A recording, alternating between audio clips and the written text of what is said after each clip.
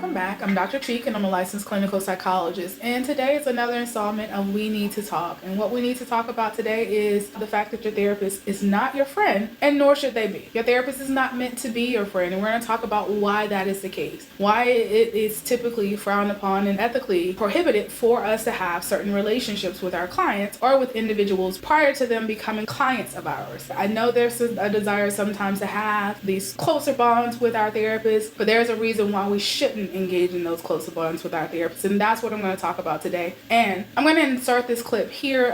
This is the woman talking about her therapist who crossed those professional boundaries and would actively seek a closer connection with the client, and how upsetting or how damaging that was to her. And we're going to talk about what that looks like on the other side and why it's not necessary or why it's not helpful for your therapist to also be a friend. Now, take a look at this video. My abusive ex-therapist, Maurice Harker, would have me come at 7 a.m. on Saturday mornings for friend time.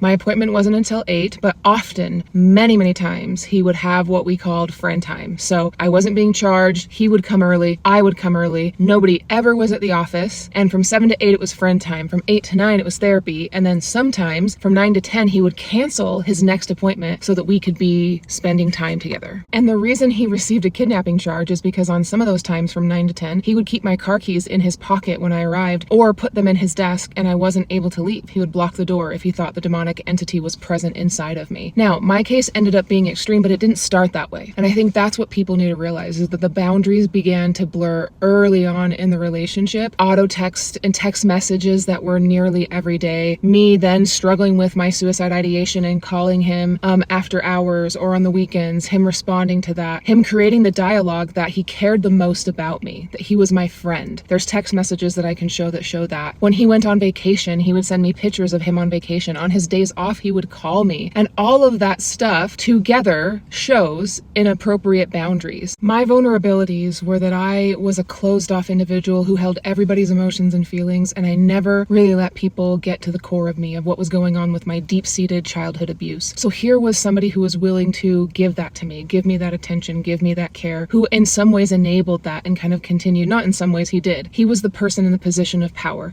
He should have been monitoring those boundaries, and he did not monitor his boundaries. Right. So, given the intimate nature of a therapeutic setting, given the intimate amount of details that you share with your therapist, sometimes there is this closeness that you may feel to this therapist, or there's this closeness as a therapist that you may feel to your client that is unrealistic. And it's created because of the therapeutic space and not because of a genuine connection. So, these are some of the reasons why it is inappropriate for your therapist to also be your friend. Number one, most ethically sound therapists are well aware of the imbalance of power in a therapeutic relationship. And that imbalance of power, because we are in the therapy room seen as the life experts or the mental health experts or the wellness experts, while at the same time, you are coming in as a client, as the person who is in need, as the person who is help seeking, as the person who is seeking guidance. And that is a power imbalance, because we see one person as the expert and another person as the novice, or someone who's not as aware or inclined as the expert in the room. And that, outside of a therapy room, has the ability to lead to some maybe intentionally or unintentional coercive behaviors or influence or manipulation at the hands of the therapist because of that power imbalance. And because when we're in a therapy setting, the client is sharing some of their most intimate details about their lived experiences. They're sharing things about themselves that they've never spoken about to anyone else outside of this therapy room. And when we're in this therapy room, as a client, you have the protection of confidentiality to ensure that whatever you talk about to your therapist is not spoken about by anyone else. And outside of that therapy room, that line or that boundary can be blurred in a way that your therapist may share information that was told to them as a therapist as opposed to what was told to them as a friend, in a way that you have no recourse because of that friendship that you now have with the therapist, and not being able to identify what was told to them as a therapist as opposed to what was told to them as a friend. There is that confidentiality piece where you have recourse if a therapist violates your confidentiality by sharing intimate details that you were not wanting to be made available to others outside of this therapy room, that you just do not have when you're speaking with someone in the capacity of a friendship. Also, because of the amount of information that you're sharing, while at the same time, this therapist is giving you absolutely no information about themselves, which that lack of mutual sharing of personal information can have the ability to allow someone to have greater influence or greater manipulation over the client because of the amount of information that the therapist has about you, while at the same time, the lack of information that you have about them. So the ability to influence and manipulate may be greater due to the imbalance, not only of power, but the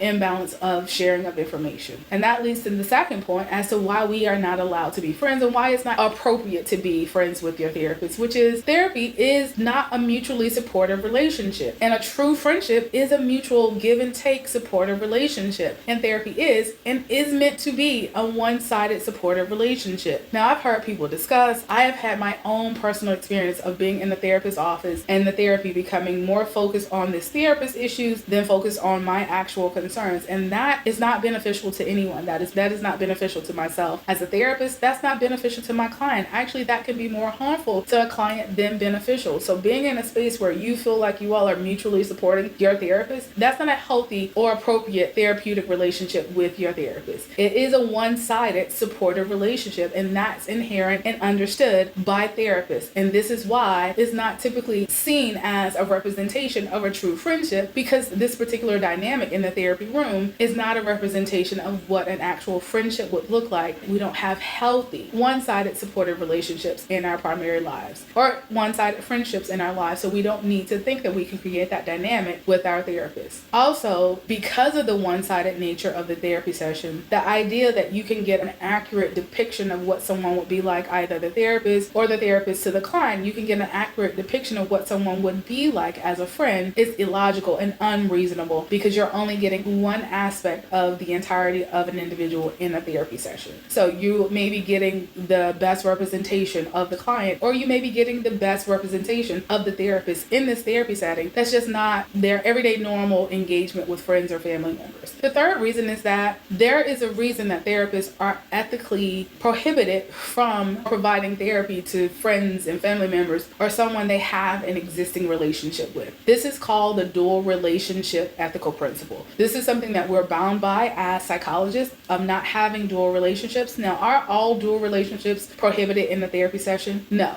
But generally, those relationships that we have a close connection to, we are prohibited from providing therapy. And there's a reason for that. And it's not because we are going to purposely try to hurt people we care about. It's not because we don't have good advice to give people we care about. It's because we lack the ability to be objective when we have a close relationship with people. That's just given. And I know a lot of people like to think, like, if I am very objective. I can remove myself from the situation and provide advice or give input or see the situation from a more objective space. Honestly, no matter how well you try to take yourself and your past experiences or your emotions out of a situation, once you have that dynamic, when you are meeting with someone where you have a past experience with them, you know all about the relationships they have outside of session, you have a thought, you have an emotion, or you have a already existing thought process about how you see this person, all of those things come into the therapy room with you. There's no way of shutting those aspects of yourself off to be objective. And when we bring those past experiences, those preconceived thoughts about this person, we're less likely to be objective. Now, the way we are thinking about the situation, the way we're approaching, handling, or providing support for our client in this moment is not based off of the person sitting in front of us and us taking an objective approach to the person sitting in front of us. Now it's based off of how we see this person, how we saw this person before they walked into the room, what past experiences we've had with that person. All of that comes into play when we have an existing relationship with individuals. So this is why, another reason why being friends with your therapist and also still maintaining that therapeutic relationship is not healthy and has the potential to cause some level of harm, because the therapy in that moment is more likely to become from a subjective place where we're using our experiences to cloud or to color how we see the situation, more than it is using our objective therapeutic stance to understand or to be open about the experience. And that's just honestly human nature, because we are all human and we lack that ability to be objective when we have a close connection with others. Now, that last one is, as a therapist, my job in this therapy session is to show unconditional positive regard, analyze your situation, analyze every aspect of what's actually happening, and to be an active listener. Are these things that I do for my friends and family members outside of therapy? Yes. Is that something I do every day? No. If I did that on a daily basis, that would be draining. I am able to do that for individuals in the therapy session. I am able to do that for friends and family members on an as needed basis, but that's not something I'm willing to do every day. That's not not something I can do every day because it takes a toll on you mentally, emotionally, and physically, and that can be draining. I love the work that I do. I love talking to people. I love asking questions, being able to get an understanding, kind of investigating, understanding what may be the cause. All of that are things that I love. I love that process in therapy. But is it draining? Yes. Sitting with other people's emotions all the time, being able to take on that stress, trying to understand and trying to see or analyze what they're not telling me in the therapy session, or analyzing what they aren't saying or what they're leaving out because they feel like I might judge them. All of that is something that I actually enjoy doing. However, but justincase.com. That's not something I do every day. That's not something I do every day with my friends and my family members. That's not something I'm willing to do. That is, for me, is a boundary violation from me that I'm not willing to cross just so someone else can feel comfortable. Am I supportive? Do I listen? Do I ask questions to get a clearer understanding from my friends and family members? Am I curious about their situations? Yes, but that has its limits. And when I shut down, I shut down. And in a therapeutic relationship, I can't do that. I can't come into a therapy session and say, I'm not feeling this today. So if you want to talk about what you want to talk about it, but I have nothing for you. I can't do that in a therapy session. I can't do that in my role as a therapist. But what I can do is with my family, with my friends, and say, I hear you and I see you need my support today, but I can't do that today. I'm not feeling well. I don't have the bandwidth right now. And I can tell my friends and family, and thankfully I have friends and family members for the most part that understand that and that are able to give me that space. Clients that become friends or clients that become romantic partners may not understand that differentiation in a therapeutic setting as opposed to in your personal life. And this is why we don't want to blur the lines of boundaries in our therapeutic session so we can have a more intimate or a closer connection with our clients. Now, caveat to that, are there people who've had long-term therapy, who have formed different kind of bonds with their clients, who maybe have friendships outside of the therapy room? Yes, but I can almost guarantee that once they've crossed that line, that boundary line of going from a therapist-client relationship to a friendship or any other type of relationship, they're no longer in that therapy relationship. It's no longer where you have that power imbalance. They no longer maintain that therapeutic relationship. You cannot exist in both. It is not feasible. It is not healthy. It is not appropriate to maintain both a therapeutic connection and a friendship or any other close, intimate relationship with a client outside of a therapy session. And with that being said, are there therapists that will cross that boundary, that will blur that line? Yes, every day, because therapists are humans. Therapists are people. Therapists come with their own past experiences, their own situations, and their own thought process about therapy and about engaging with others that can lend itself, unfortunately, to them not being aware of their own boundaries or not knowing